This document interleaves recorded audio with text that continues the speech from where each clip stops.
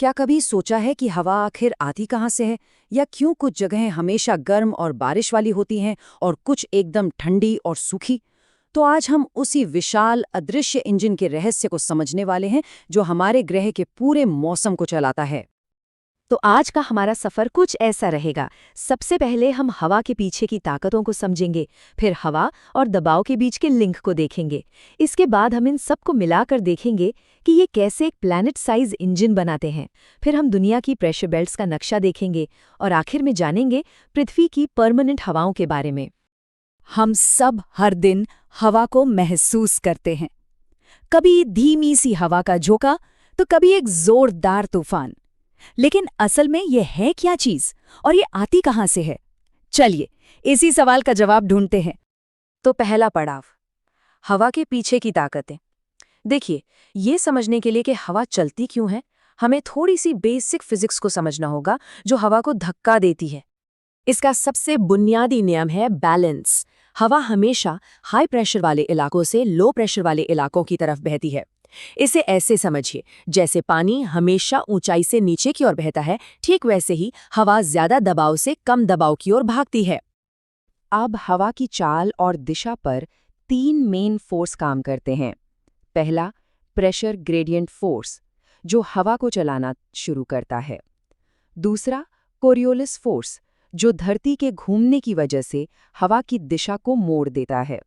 और तीसरा, frictional force, जो जमीन से रगड़ खाकर हवा की स्पीड को थोड़ा धीमा कर देता है। दूसरा पड़ाव, हवा और दबाव का कनेक्शन। तो चलिए अब ये देखते हैं कि हवा के ऊपर उठने और नीचे बैठने से वो हाई और लो प्रेशर वाले जोन बनते कैसे हैं, जिनके बारे में हमने अभी बात की। ये कॉन्सेप्ट समझना बहुत जरूरी है। जब हवा गर्म होकर हल्की हो जाती है और ऊपर उठती है तो जमीन पर एक खालीपन सा बन जाता है। इसी को कहते हैं लो प्रेशर। और इसके ठीक उलट, जब ठंडी और भारी हवा ऊपर से नीचे बैठती है तो वो जमीन पर ज्यादा दबाव डालती है, जिससे बनता है हाई प्रेशर।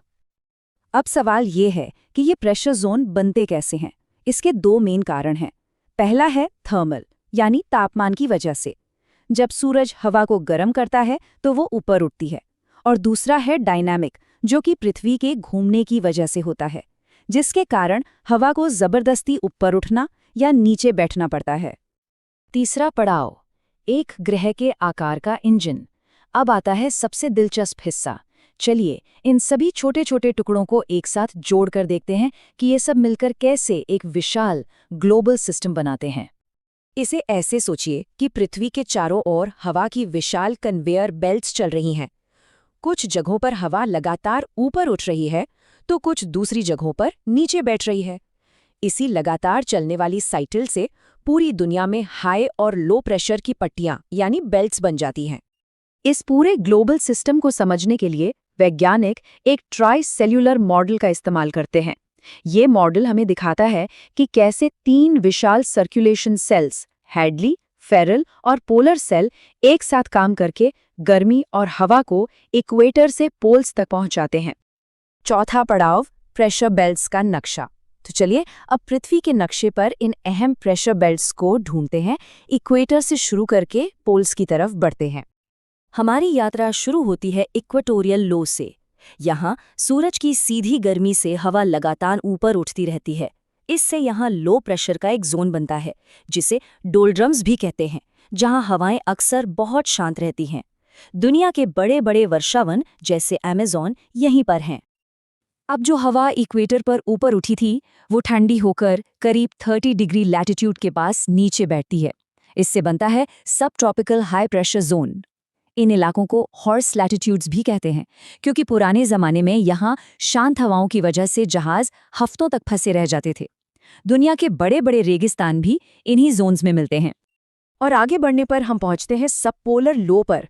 इसे एक तरह का जंग का मैदान समझिए, जहां गर्म सब ट्रॉपिकल हवा ठंडी पोलर हवा से टकराती है। इस टकराव में गर्म हवा को ऊपर उठने पर मजबूर होना पड़ता है, जिससे यहां अक्सर तूफानी मौसम बना रहता है। और आखिर में हम पहुंचते हैं दुनिया के सिरों पर, नॉर्थ और साउथ पोल।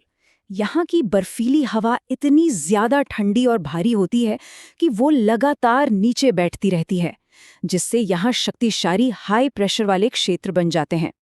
पांचवा और आखिरी पड़ाव, पृथ्वी की स्थायी हवाएं। तो अब जब हम प्रेशर बेल्ट्स को समझ गए हैं, तो आइए उन हवाओं को देखते हैं जो इन बेल्ट्स के बीच साल भर एक ही दिशा में बहती हैं। ये हवा की वो महान नदियां हैं जिनका इस्तेमाल नाविकों ने सदियों तक व्यापार और खोज के लिए किया। ये कोई ऐसी वैसी हवाएं नहीं हैं, ये एक तय पैटर्न में, एक तय दिशा में लगातार बहती रहती हैं। दुनिया में 3 मेन परमानेंट विंड सिस्टम्स हैं। ट्रेड विंड्स जो पूर्व से पश्चिम की ओर बहती हैं, फिर हैं वेस्टर्लीज जो पश्चिम से पूर्व की ओर चलती हैं, और आखिर में है पोलर ईस्टर्लीज जो ध्रुवीय इलाकों में पूर्व से पश्चिम की तरफ बहती हैं।